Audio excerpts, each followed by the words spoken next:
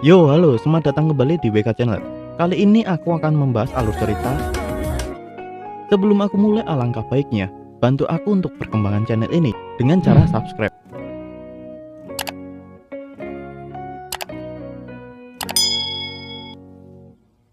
Oke, sudah, terima kasih banyak. Udara di ruang khusus terasa dingin, mengingat dengan kelembapan yang menjegik. Tonari terperangkap dan tak berdaya, mencoba sekuat tenaga untuk bergerak. Mustahil, tubuhnya melekat erat, hampir menyatu dengan keranjang anyaman yang membelenggunya.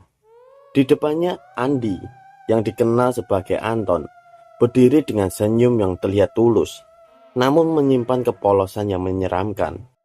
"Ini aku, Anton.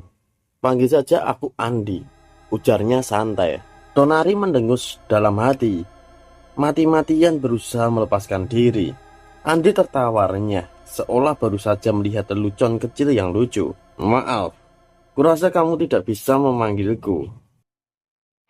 Dia mendekat, menatap Tonari dengan sorotan mata yang sulit diartikan. "Sampai semua makhluk abadi berkumpul, kamu akan berada di sini. Tapi jangan khawatir, Tonari. Aku pastikan kamu tidak akan mati kelaparan." Andi menunjuk ke atas. Sebuah alat rumit tergantung tepat di atas Tonari. "Mesin ini akan bekerja dari luar. Pertama, ia akan membersihkan perutmu, menyedot semua kotoran, lalu memasukkan nutrisi yang kamu butuhkan. Jelasnya, bersiap menyalakan mesin. Aku akan membuatmu nyaman." Melihat ekspresi ketakutan yang tak tertahankan di mata Tonari, Andi menghentikan mesin itu di detik terakhir. Ia menghela nafas. "Astaga, kamu keras kepala sekali, Tonari. Kamu bilang kamu lebih baik mati kelaparan." Momen itu membuat Andi mengambil keputusan. Ia akan merawat Tonari secara pribadi. Tonari membalasnya dengan pandangan sinis, sebuah celaan tanpa suara. Andi menyadari itu. "Kamu harus berterima kasih padaku. Tanpa bantuanku, kamu bisa saja berakhir di penjara Kaibara. Aku menyelamatkanmu karena kasihan." Setetes air mata mengalir di pipi Tonari. Andi tidak tahu apakah itu air mata bahagia atau duka. Keraguan itu membuatnya mengulurkan tangan dan melepas ikatan yang membungkam mulut Tonari.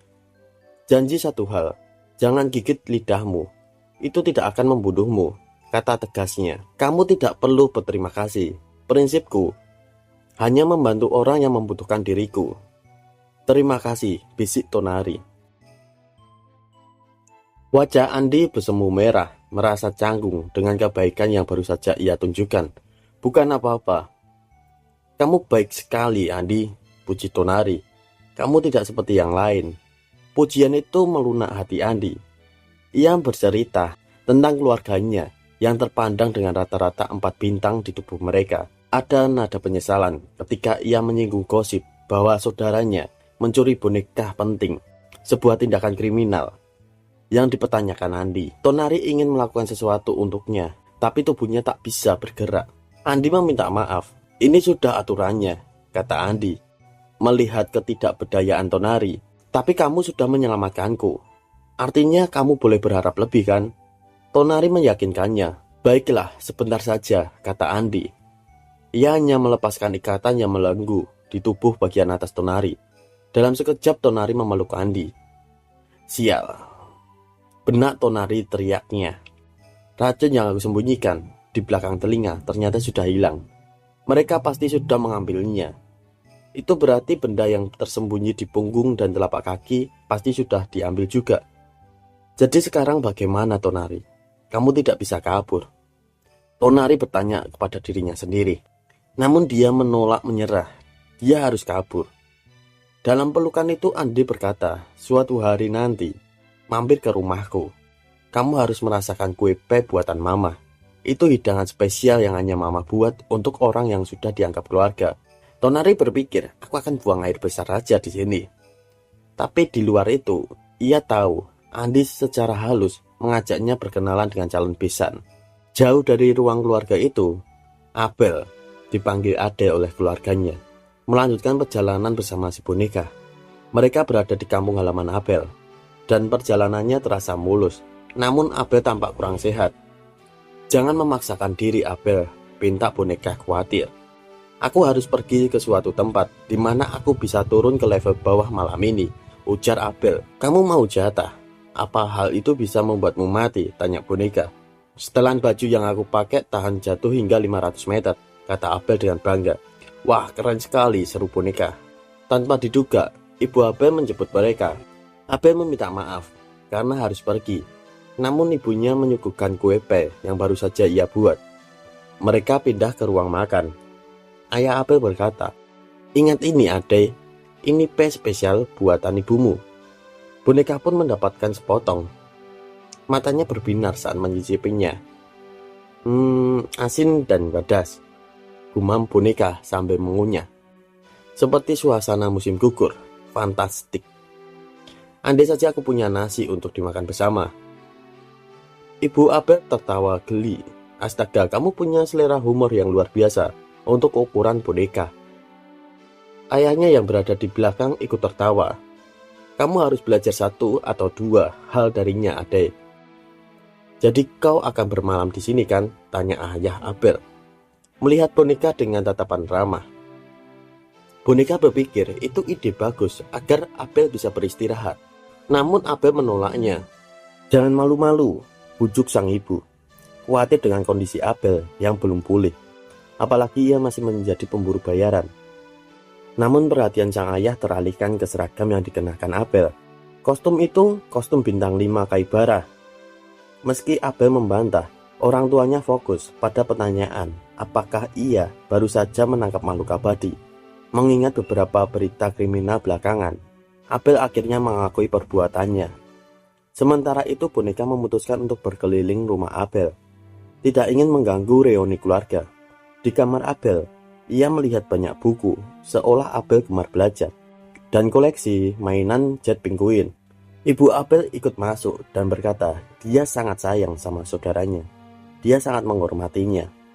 Dalam foto di kamar, Abel dan saudaranya terlihat tertawa bahagia. Ibu Abel kemudian menyuruh boneka untuk beristirahat. Saat turun di bawah, boneka melihat Abel sudah tertidur di meja. Orang tuanya meminta boneka agar tidak khawatir. Itu sudah biasa jika Abel kelelahan. Boneka sempat membangunkan Abel agar pindah ke kamar.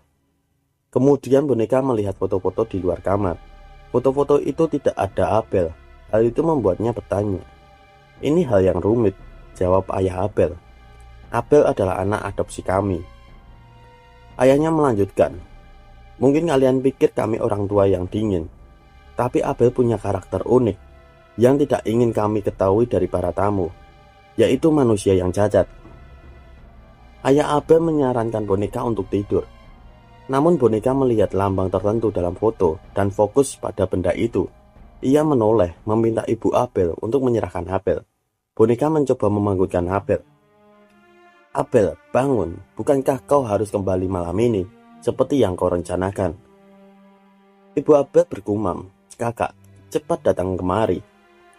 Kakak, maksudmu pria di foto itu, tapi dia bekerja untuk Kaibara, seru boneka. Bersiap memukul. Kau berencana membawa Abel pergi kan?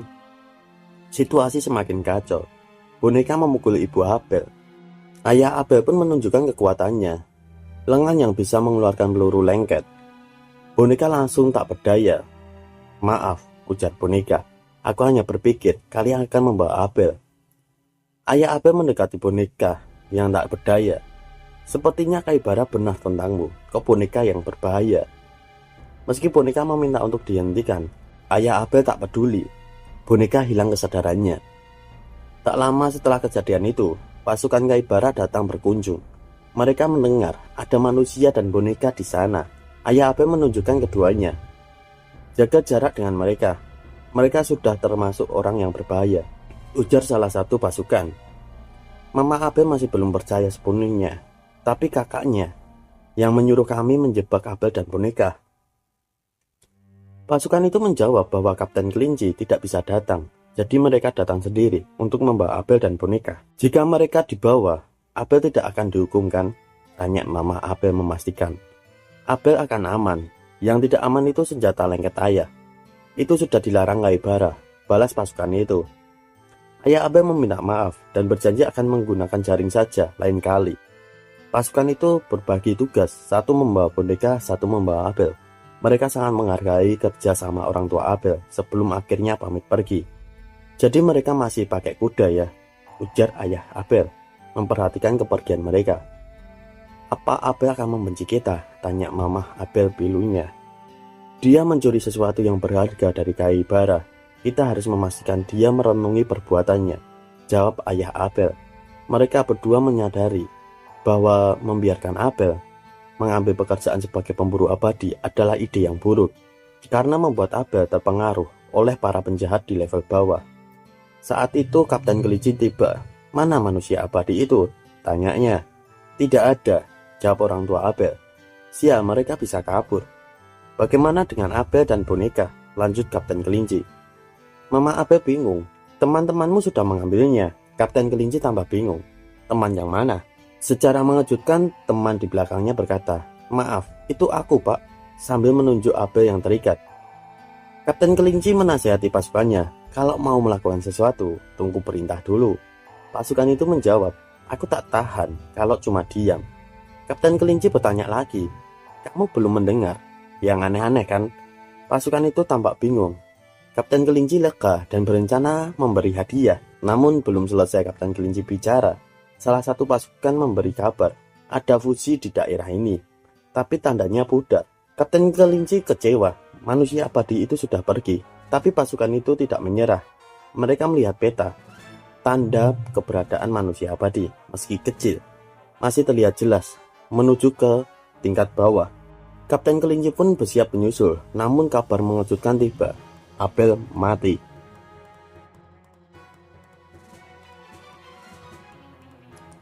Kabar kematian Abel sampai ke telinga Andi. Sontak ia menangis tidak percaya. Tonari menyayangkan kejadian itu. Apa yang terjadi? Siapa yang membunuhnya? Sudah pasti fusi, jawab Andi, tersendu-sendu. Lalu kamu mau apa? Balas dendam, tanya Tonari. Tentu, tegas Andi. Meskipun itu membuatmu membenciku, aku tidak akan membencimu. Meski kau musuhku, aku tahu kau orang baik, ujar Tonari. Ia kemudian memberikan saran. Motif tubuhmu dulu jika ingin melawan fusi. Tak ada peluang kemenangan jika kau melawan fusi sekarang. Andi terkejut dengan perhatian yang ditunjukkan Tonari. Ia mendapatkan bintang 5 karena aku, batin Tonari. Jadi aku punya kewajiban untuk mengendalikannya.